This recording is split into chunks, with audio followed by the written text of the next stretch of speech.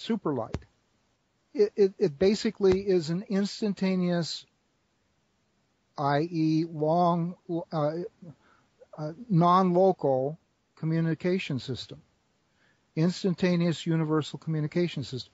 And we think that the ORMUS is the carrier for information as well as energy. Mm-hmm. It's sort of like it's like on the internet, going from a dial-up way of connecting to the internet to high speed, using high speed. Or maybe instantaneous. Or instantaneous, yeah. Yeah. And only this is not a connection to the internet, it's a connection to the inner net. I call it the inner net. Yeah. Are you familiar with the work of John Keely? To some extent, yes. Yeah. Do you think, because to a certain extent, I believe that the connection to these inner planes or ether, let's say, happens when you hit resonance. Maybe resonance in any form, but you just need to learn how to control it and how to use sympathetic, vibrations in order to control it literally. Exactly. And ORMUS has been demonstrated in a small double-blind study to increase brain coherence. Mm-hmm. And brain coherence is associated with deep meditation, mm-hmm. the kind of meditation that a person is able to do after years and years of meditation work, where they'll get into, they call it an alpha state, is sort of a light meditation state. Mm-hmm. And then there's a deeper state, which is theta, and then the deepest state, which is delta. People that were given some magnetic trap water made by Thomas Geckler at Cherokee Gold found that they would go into this theta or delta state within 10 minutes after drinking his water. I think it was 11 people out of 12 that happened to them. Without, meditating or without meditating or anything. They just spontaneously went into that brain coherence state. Brain coherence is also associated with intelligence and compassion and being, let's say, at one with the universe. Wow. So all of these things seem to be related. Now, my favorite hypothesis about this is that the ORMUS is the carrier for information and energy from the 0 point, or from Source, or from God, or from Allah, or from whatever word you want to use. Yeah. And this connection, when you improve the connection, you get better at being in the right place at the right time. Mm-hmm. You get better at connecting with yourself and connecting with everyone else and everything else. That may not be good if, for example, you're not used to instant manifestation. Mm-hmm. One gentleman took some ORMUS gold that he made using David Hudson's method, mm-hmm. and his experience was that everything he thought about would manifest instantaneously. But he often had thoughts of things he didn't want. Yeah. And they would manifest instantaneously too. He wasn't trained, he didn't train himself to only think of what he wanted.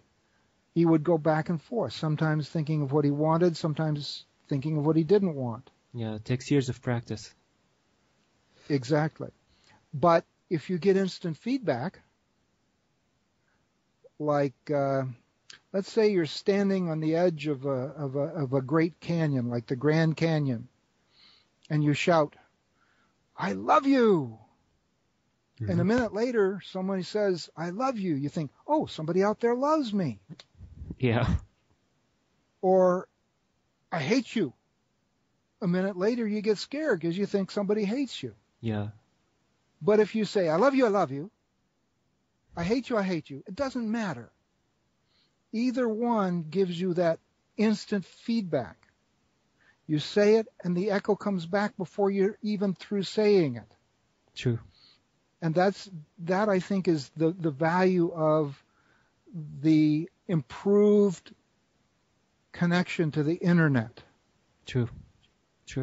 I wonder, Barry, what are you doing now? Where are you at in your research? We're at a very, very, very, very early stage. Mm-hmm.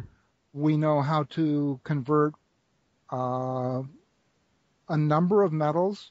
So far, the most metals converted into their ORMUS state is 24 by one gentleman in Australia. Others have converted other metals into an ORMUS form.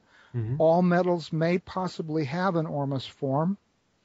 We don't know if they're monatomic or diatomic or something else entirely. We just don't know. In terms of research, that not knowing what it is kind of slows things down a bit, because it makes it difficult to have assays done on them, for example. Yeah. The ORMUS elements don't show up in conventional assay. Okay. So we can't say, hey, they're there for sure. This is how much is here. This is how much is there. Yeah. It's also subjective. That's the issue. Exactly. Yeah. And by the same token, we can't make any definitive statements about their benefits for health unless we're talking about or documenting the health of animals. Mm-hmm. And basically because that runs into existing structures, corporations and governments and so on. It's easier to make spiritual claims because those aren't regulated here in America the way they used to be in other places. True. Such control is really, standing in the face of real, scientific.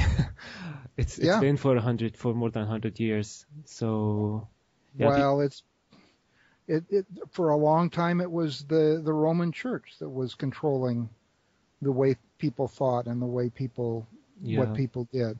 Reich says it started, 10,000 years back, and still, it's still working. What do you think, Barry, is the best method, for people to observe the effects?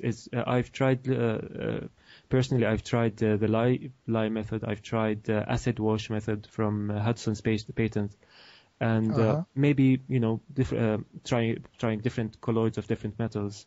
But that maybe it's not the best way. I think that the best is, minerals erode from the mountains and always end up in the oceans, or in the Dead Sea or inland seas like that. And over time, those bodies of water, oceans, seas, lakes, whatever, they develop a balance of minerals, of normal minerals like calcium and magnesium, as well as the ORMUS minerals. And there was a French scientist around 1910, and he started using ocean water as a substitute for blood plasma. Wow. René Quinton was his name, Quinton. And he demonstrated that many illnesses in animals as well as some in people, were dramatically reversed just by having seawater transfusions. Which probably transmutes inside the body into whatever it needs to. Apparently. Yeah. And he demonstrated that the balance of minerals in seawater is the same as the blood. I presume that the ORMUS minerals would be the same. Mm-hmm. So probably. My favorite is seawater ORMUS from one place or another. Other people like to make it from metal. Okay. And there are simple ways to make it from metal, especially gold. You can burn gold with sodium metal and get a white powder of gold that way. You can also use hydrogen peroxide and hydrochloric acid and mix them together and dissolve the gold in that, and you'll get a green gold chloride instead of the yellow gold chloride that you ordinarily get. Yeah. And that green gold chloride, when you precipitate it with lye, the sodium hydroxide or potassium, well, mostly we use sodium. We don't know about potassium enough. We get a white precipitate. And that white precipitate, when it is assayed, shows we started with pure gold. All we added was salt, hydrogen peroxide, hydrochloric acid, and sodium hydroxide, or lye. Mm-hmm. Those are all the things we added. When we got done, the white precipitate showed as being something like 200 parts per billion Mm-hmm. of gold. That's all the gold that it showed. I mean, it was like virtually unmeasurable amounts of gold. Mm-hmm. And it started out as pure gold. So that's pretty good evidence, but we haven't.